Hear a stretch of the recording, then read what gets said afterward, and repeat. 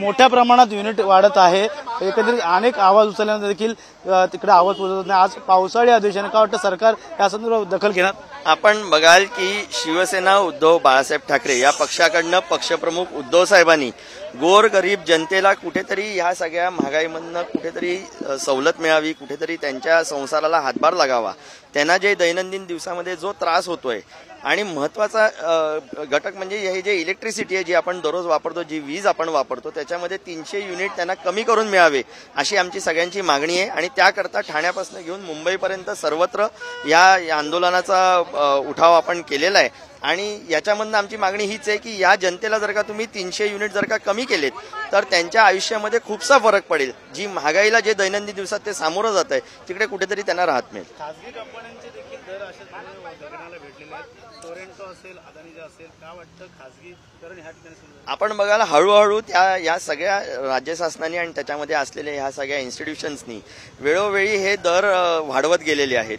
यांचा उद्दिष्ट काय हे आपल्याला समजण्यात येत नाही। याच्यावरचं कारण असं आहे की अनेक प्रायव्हेट कंपन्या ते लोक बाहेर तर घेऊन गेले, अनेक रोजगार तर घेऊन गेले तिथनं व्यावसायिकांना घेऊन, पण त्याचबरोबर जे गव्हर्नमेंट इन्स्टिट्यूशन्स आहेत त्यांना देखील या राज्यामधनं बाहेर कसं नेता येईल किंवा त्यांना प्रायव्हेट कसं करता येईल याच्याकडे त्यांचं लक्ष लागलेलं आपल्याला दिसतं। आणि हे अत्यंत दुर्दैव आहे। महाराष्ट्राची जनता जर का या आगीमध्ये दररोज होरपळत असेल तर कुठेतरी त्यांना इकडे आयुष्यामध्ये कुठेतरी सुख मिळावं या अनुषंगाने हे आंदोलन चाललं। नक्कीच हे आंदोलन तीव्र होणार जर का पक्षाकडनं हा आदेश आलाय, पक्षप्रमुखांनी सांगितलंय। आपण बघत असाल की नुसतं या ठाण्यामध्येच नव्हे तर या मुंबईभर सगळीकडे हे आंदोलन चाललेलं आहे। मला खात्री आहे जी सरकार म्हणते की आम्ही सर्वसामान्यांचं सरकार आहोत, वेळोवेळी ते लोक सर्वसामान्यांसाठी नवीन नवीन योजना आणतात, पण मला एक प्रश्न आहे की अगोदर ज्या घोषित केलेल्या योजना आहेत त्यांच्या बाबतीत काय झालं, त्या कुठपर्यंत यशस्वी ठरल्या याच्या बाबतीत कोणीच काय बोलत नाही, त्याची अकाउंटेबिलिटी नाही। आणि म्हणून मला सांगायचं या उभ्या महाराष्ट्राच्या जनतेला की ज्या पक्षप्रमुख उद्धव साहेबांनी आपल्यासाठी हे पहिलं पाऊल इकडे उचललेलं आहे, वेळोवेळी आमचे पदाधिकारी ज्या पद्धतीचे आंदोलनं आपल्यासाठी करतायत त्या या सर्व आंदोलनामध्ये आपण देखील सहभाग घ्याल। आणि त्या अनुषंगाने येणाऱ्या पुढच्या काळामध्ये हे 300 युनिट झोपडपट्टीवासी असतील, जुन्या चाळी असतील, गावठाण असतील यांच्यासाठी कमी नाही केलं तर हे आंदोलन तीव्र होईल। अनेक ठिकाणी बॅनर लागले, 2 वर्ष पूर्ण झाले सरकारला, त्यामुळे सरकार पडणार असं देखील तुम्ही अनेक वेळा मला असं म्हणायचं आहे की सरकार कुठे काय आहे हे सर्वसामान्य जनतेला माहिती आहे। जवळपास 100हून अधिक सीट अशा गेल्यात या लोकसभेमध्ये जे 500 किंवा 1000च्या मताने गेलेले आहेत। अनेक दिग्गज नेत्यांना त्याचा पराभवाचा सामना करता करता ते वाचलेले आहेत। येणाऱ्या पुढच्या काळामध्ये विधानसभेवरती नक्कीच हा भगवा फडकेल, महाविकास आघाडीचं सरकार नक्कीच असेल। आणि लोकांना जे सरकार हवंय, जोड जबरदस्तीचं नव्हे तर आपलं सरकार जे हवंय, जे महाविकास आघाडी जो प्रयत्न करते की लोकांच्या हिताचं सरकार करायचंय ते नक्कीच होईल।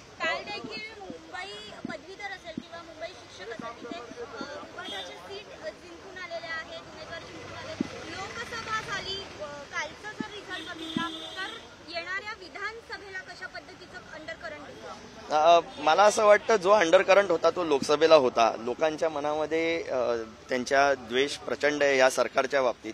अनेक वेळेला नवीन नवीन योजना येतात पण त्याचं काय होतं हा एक मोठा प्रश्न आहे। लोकांना भूल कशी घालावी हे सरकार वेळोवेळी बघत असतं आणि त्याचं परिवर्तन मताधिक्यामध्ये कसं करायचं ह्याचा प्रयत्न असो, जाती धर्म ह्याच्यामध्ये तिढा निर्माण करून आपापसात लढवायचं कसं हे एक उद्दिष्ट असं। मला असं वाटतं की लोक सुजाण आहेत, लोकांना माहिती आहे खरं काय खोटं काय। येणाऱ्या पुढच्या काळामध्ये जसं लोकसभेला एकत्रित येऊन लोकांनी या लोकसभेमध्ये दाखवलेलं आहे, जे म्हणत होते 45+ जाणार ते कुठच्या स्तराला जाऊन थांबलेले आहेत, हे लोकांनी त्यांना कुठे थांबवलेलं आहे महाराष्ट्राच्या जनतेने हे सगळ्यांनी बघितलेलं आहे। येणाऱ्या विधानसभेमध्ये नक्कीच लोक पूर्ण हिशोब करतील आणि विधानसभेवरती महाविकास आघाडीचं सरकार येईल। जनतेसाठी तुम्ही आता आंदोलन करताय, येणाऱ्या काळात जनतेसाठी आता बघायला ठाणेकर असेल, मराठवाडी टर्मिनल पार्ट 2 पोस्टरचं लॉन्च केलं आहे मुख्यमंत्री, कसं बघतात याकडे?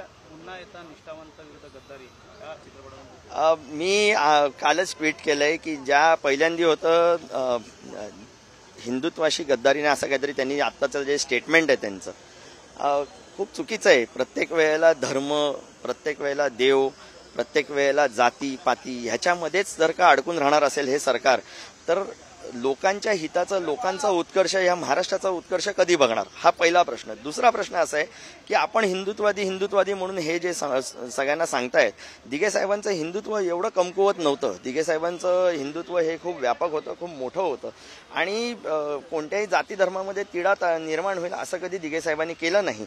माझं खूप सोपं म्हणणं आहे की धर्मवीर पार्ट 1 जेव्हा त्यांनी रिलीज केला त्यावेळेला लोकांच्या भावनांशी ते खेळलेले आहेत.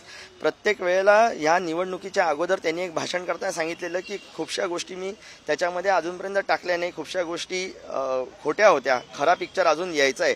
म्हणजे वेळोवेळी तुम्ही फक्त धर्मवीरांशी निगडीत असलेल्या लोकांच्या भावनांशी तुम्ही खेळत राहणार आणि खऱ्या अर्थाने धर्मवीर काय हे तुम्ही कधीच दाखवणार नाही. धर्मवीर कळायचा असेल, दिघे साहेबांच्या बाबतीत समजायचं असेल तर उभं आयुष्य जाईल. ह्या फक्त 3 तासाच्या पिक्चरमध्ये आणि स्वतःच्या बाबतीत तुम्ही जे काय दाखवताय हे अत्यंत दुर्दैव आहे.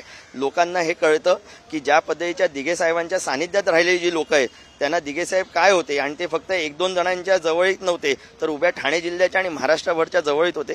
म्हणून मला असं वाटतं हे जे काढतायत हे कमर्शियल मूवी आहे, स्वतःचं रिप्रेझेंटेशन करतायत आणि कुठेतरी येणाऱ्या निवडणुकीमध्ये दिघे साहेबांचा आधार घेऊन आपल्याला कुठेतरी दगाफटका होऊ नये, त्या निवडणुकीमध्ये कुठेतरी फटका बसू नये याची खात्री घेण्याचं काम करतायत. खऱ्या अर्थाचा चित्रपट तुमच्याकडनं देखील दाखवला जाईल का या संदर्भात? जसा चित्रपट ते दाखवतो आपण जर का बघू शकाल, जी शिवसेना संपली म्हणून ओरडणारे होते त्या दिघे साहेबांच्या सानिध्यात असलेली ही सगळी मंडळी आज आपल्या बरोबर आहेत. नुसते इकडेच नाही तर उभ्या महाराष्ट्रामध्ये. याच्यावरनं कळतं की दिघे साहेब हे एका माणसाच्या किंवा 2 माणसाच्या पुरते मर्यादित नव्हते, हे सर्वसामान्य जनतेकडे होते, सर्वसामान्य जनतेबरोबर होते. आणि दिघे साहेबांना जर का समजायचं असेल तर मला असं वाटतं नुसतं शहरी भागामधल्या एका माणसाच्या आयुष्याची स्टोरी घेण्यापेक्षा या ठाणे जिल्ह्याच्या आदिवासी पाड्यापर्यंत पोचावं, तळागाळातील शिवसैनिकांपर्यंत पोचावं. खरे दिघे साहेब हे वेळोवेळी कळून जाते.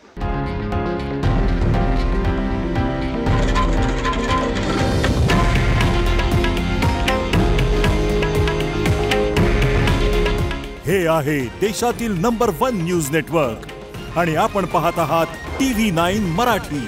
काळजी तुमची, हित महाराष्ट्राचं.